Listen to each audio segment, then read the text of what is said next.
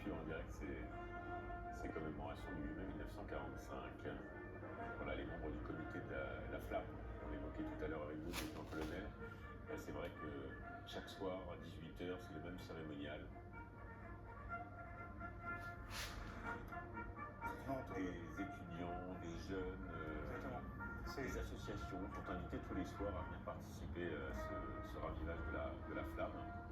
Exactement. Il ne s'est jamais éteint, y compris d'ailleurs pendant la Seconde Guerre mondiale. Y compris pendant la dernière période qui nous a empêchés de sortir, mais la période de confinement, la flamme a été également ravivée.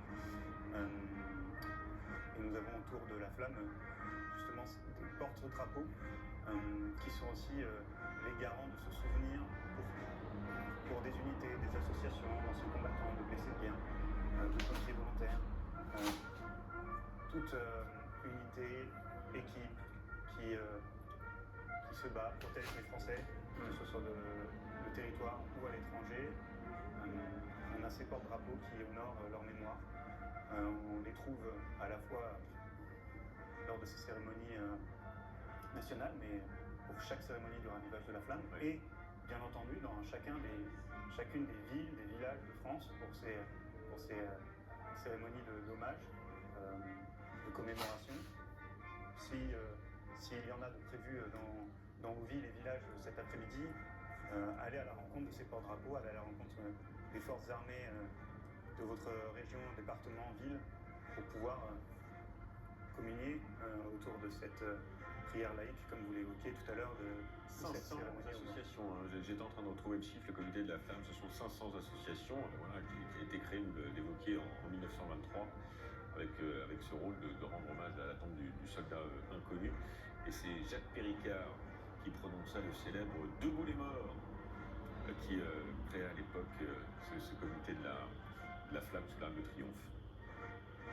Profiter pour saluer le Souvenir français qui est très actif dans ces cérémonies, mais aussi dans l'entretien des tombes des morts pour la France qui ne reposent pas dans les nécropoles nationales, qui elles sont entretenues par l'Office national des combattants et des victimes de guerre, mais pour les tombes qui sont dans des cimetières communaux, c'est en effet le Souvenir français qui a pour mission d'entretenir les tombes et aussi d'avoir des drapeaux lors des cérémonies. Il faut penser, pendant les images que l'on voit, que dans chaque village et ville de France, une même cérémonie se tient en présence du maire, souvent des écoles. Il y a souvent une forte mobilisation. C'est le moment de créer des événements. On peut citer l'inauguration de nouvelles plaques pour les monuments aux morts, puisque tous les morts pour la France de la Seconde Guerre mondiale n'ont pas encore été recensés.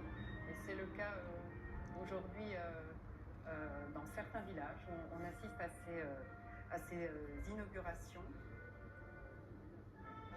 On parle des symboles, je voudrais en profiter pour dire comme à chaque fois un petit mot du bleuet qu'on porte tous au revers de la boutonnière, le bleuet de France, fleur du symbole de la mémoire et de la solidarité aux anciens combattants, aux victimes de guerre, aux veuves et orphelins et aux victimes du terrorisme depuis maintenant quelques années. C'est un symbole que le président de la République demande de porter aux Français à l'occasion de 4 périodes et dates.